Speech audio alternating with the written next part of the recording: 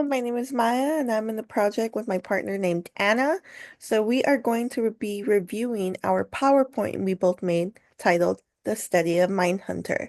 How does the show Mindhunter portray law enforcement, victims, and the offenders? So, the show portrays law enforcement, offenders, and the victims in a very realistic way.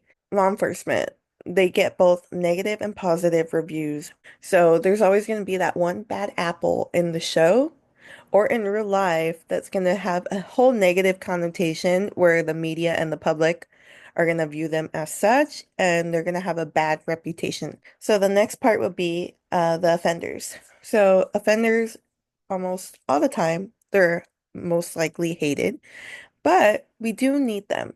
So we need them to understand their mind, why they do things, if they have any mental problems, and we also use them for their intelligence. You'll see in the show how the FBI, they're going to do criminal profiling, and for the victims, their story is usually hidden.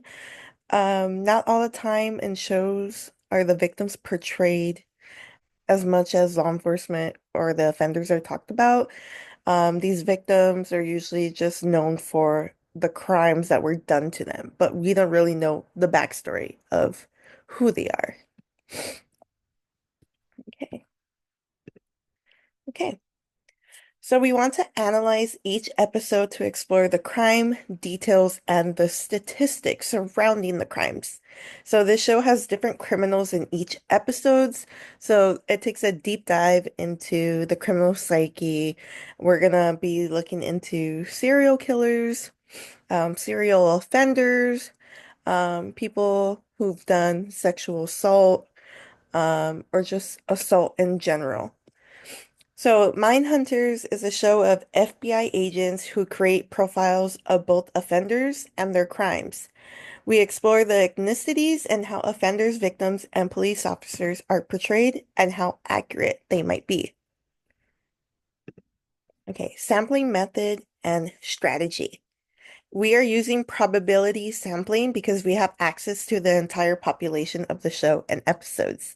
So we selected a random generator. So we went online, picked a random sampling where we uploaded 19 of our episodes.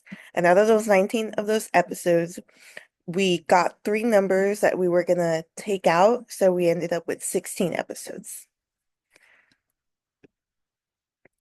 Coding procedures and measures.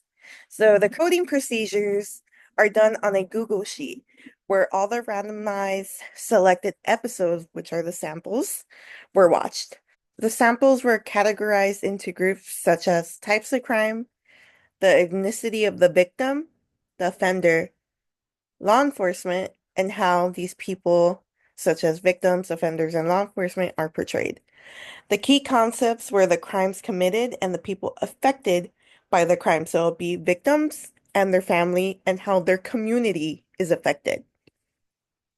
Okay, so here we have our two sheets. So I took two of our charts from our Excel sheet and I pasted it on here.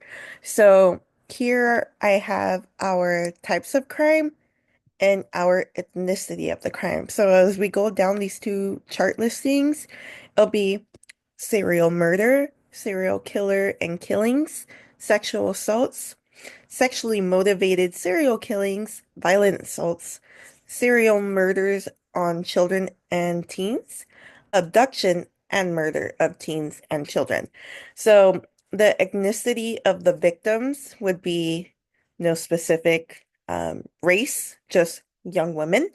The next would be young white women, and then the following white women, and then young women with no background information. And then we go back to white women.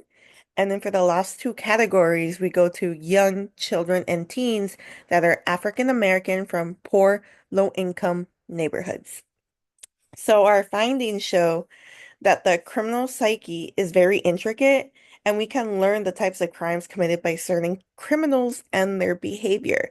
So even though it's a bad thing of these crimes, we can benefit from these crimes and these criminals in the long run.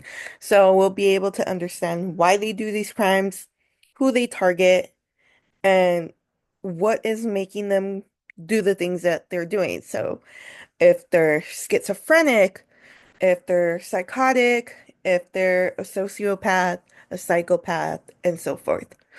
So criminal profiling has came a long way, and we use it in today's day and age to solve crimes and to categorize criminals. Okay. Our limitations of research. The limitations of our research are caused by a cross-sectional design. It limits our findings because it is a one-time design. This means we cannot continue to do our research because our TV show ended. It was only 2 seasons. So out of those 2 seasons, there was 19 episodes, and we only got 16, and there hasn't been any new season after that.